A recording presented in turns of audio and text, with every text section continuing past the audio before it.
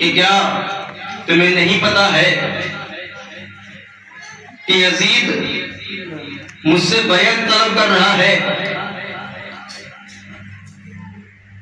کیا تمہیں نہیں پتا ہے کہ وہ چاہتا ہے کہ جو وہ کہے میں وہ کروں؟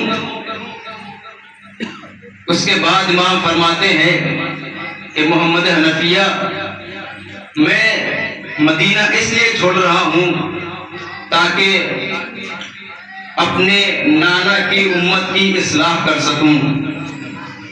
عزیزوں، آج 8 محرم گزر گئی۔ یہ تاریخ مولا عباس سے منسوب ہے، جس میں مولا عباس کے مسائل پڑھے جاتے ہیں۔ عزیزوں، کربلا کے میدان میں تاریخ کہتی ہے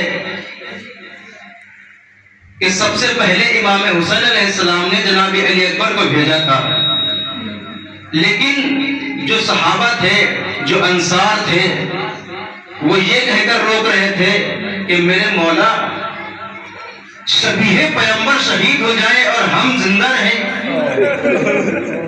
عزیزوں، جب امام حسین علیہ السلام کے سارے انصار شہید ہو گئے تو بنی ہاشم کی باری آئی۔ عزیزوں، جب سارے بنی ہاشم بھی شہید ہو گئے، اس کے بعد علمدار لشکر حسین آتا ہے اور کہتا ہے میرے مولا مجھے مرنے کی اجازت دیجیے۔ امام حسین علیہ السلام کہتے ہیں اے بھائی عباس، تم تو میرے لشکر کے علمبردار ہو، میں تمہیں کیسے مرنے کی اجازت دوں؟ جیسے یہ سننا تھا، امام مولا عباس علیہ السلام ادھر دیکھتے ہیں، ادھر دیکھتے ہیں اور کہتے ہیں آقا وہ لشکر ہی کہاں جس کی علمبرداری کرتا تھا؟ آقا وہ لشکر ہی کہاں جس کی علمبرداری کرتا تھا؟ بس اتنی گفتگو ہو رہی تھی، کیا دیکھا خیمے سے ایک آواز آئی، چچا میں بہت پیاسی ہوں، چچا میں بہت پیاسی ہوں۔ امام حسین علیہ السلام کہتے ہیں اے بھائی عباس، میں تمہیں جنگ کی اجازت نہیں دے رہا، لیکن جاؤ ان بچوں کے لیے سبیل کا انتظام کرو۔ مولا عباس جناب سکینہ کے پاس آتے ہیں اور کہتے ہیں اے سکینہ جاؤ اپنا مشق و علم لے کر آؤ۔ جیسے ہی جناب سکینہ مشق و علم لے کر آتی ہے، مولا عباس فرات کی طرف بڑھتے ہیں، فرات میں گھوڑے کو ڈالا۔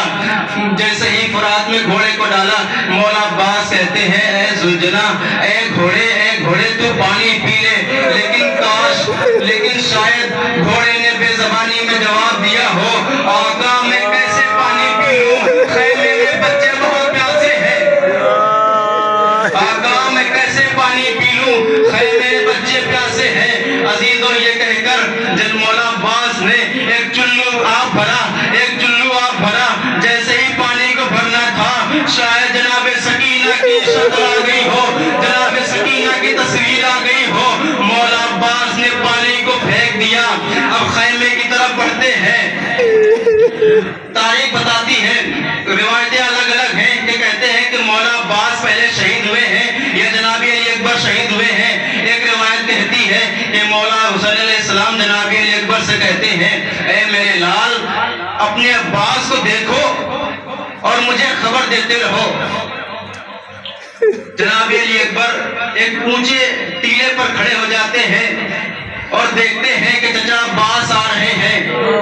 کہتے ہیں بابا چچا عباس بہت تیزی سے خیموں کی طرف بڑھ رہے ہیں، چچا عباس بہت تیزی سے خیموں کی طرف بڑھ رہے ہیں۔ تھوڑی دیر میں جناب علی اکبر کہتے ہیں بابا علم کو ہلکورا آ رہا ہے، علم ادھر ادھر ہو رہا ہے، علم ادھر ادھر ہو رہا ہے۔ مولا امام حسین علیہ السلام کھڑے ہوتے ہیں، ایک مرتبہ کمر پر ہاتھ رکھتے ہیں،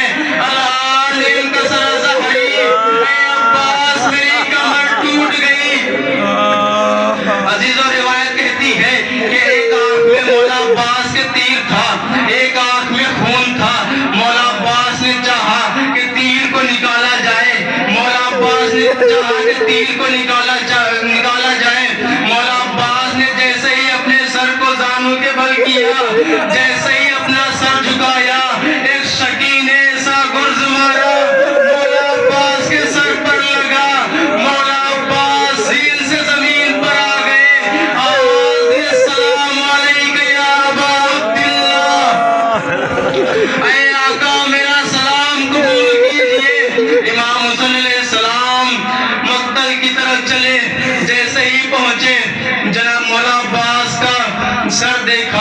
زانوں پر رکھا اور کہتے ہیں کہ اے بھیا عباس کیا تمہاری کوئی آرزو ہے؟